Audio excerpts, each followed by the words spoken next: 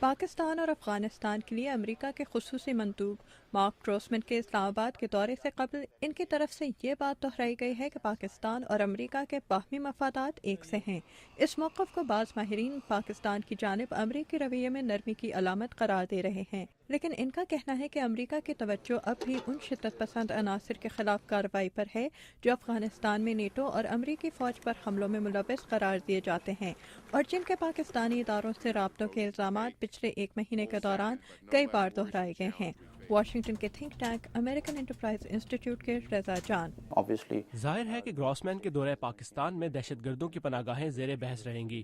پھر امریکہ اور پاکستان میں فوجی اور غیر فوجی تعاون اور سفارتی تعلقات بھی وہ موضوعات ہیں جن کے بارے میں جانچنے کے لیے امریکہ نے پاکستان کو کچھ اشارے بھی دیے ہیں۔ اب یہ دیکھنا ہے کہ پاکستان کا ان پر کیا رد عمل ہوتا ہے۔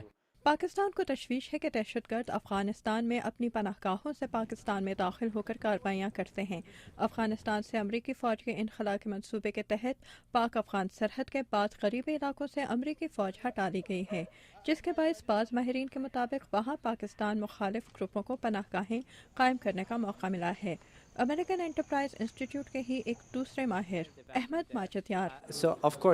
Pakistan has legitimate concerns about that. یقیناً پاکستان کے خدشات اور مطالبات بالکل بجا ہیں کہ افغان حکومت اور نیٹو فوج ان علاقوں سے دہشت گردوں کی آمد و رفت روکیں، لیکن ساتھ ساتھ افغانستان اور نیٹو کا یہ بھی مطالبہ ہے کہ پاکستان اپنی سرحد پر ان دہشت گرد عناصر کو روکے جو افغانستان کے لیے مسئلہ بنے ہوئے ہیں۔ تو یہ ایک دو طرفہ معاملہ بنتا جا رہا ہے۔ On the insurgent on the other side.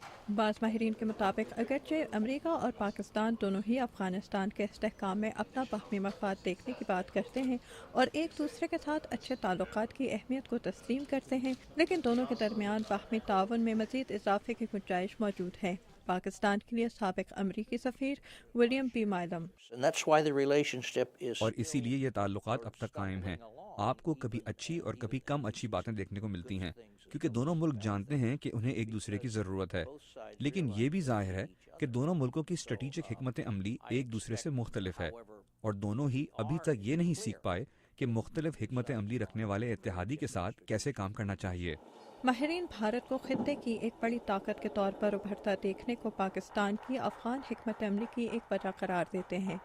میں سمجھتی ہوں کہ ایمبیسڈر گراسمین کا دورہ پاکستان پچھلے ہفتے صدر کارزائی کے دہلی کے دورے کے بعد پاکستان کے خدشات کم کرنے کی ایک کوشش ہے۔ میرا خیال ہے کہ اس کا مقصد وہ تحفظات، دباؤ اور مشکلات دور کرنا ہے جو صدر کارزائی کے دورہ بھارت کی وجہ سے پیدا ہو سکتے ہیں۔ امریکہ کے سابق سفیر ولیم مائلم کے مطابق پاکستان کے لیے امریکہ کے امدادی پروگراموں کا جاری رہنا بھی پاک امریکہ تعلقات کی بہتری میں اہم کردار ادا کر سکتا ہے۔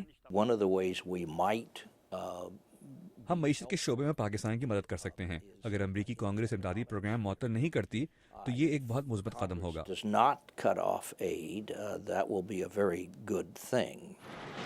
لیکن امریکی کانگریس میں یہ سوال بھی زیر بحث ہے کہ پاکستان کے اپنے قومی مفاد کے لیے شدت پسند گروہوں سے مبینہ رابطوں کی صورت میں امریکی امداد کا پروگرام جاری رکھنے سے کیا فائدہ ہوگا، اور جب تک اس بارے میں کوئی فیصلہ نہیں ہوتا، ماہرین کا کہنا ہے کہ پاک امریکہ تعلقات میں غیر یقینی کی کیفیت برقرار رہے گی۔ Amna Khan, Urdu VOA، Washington.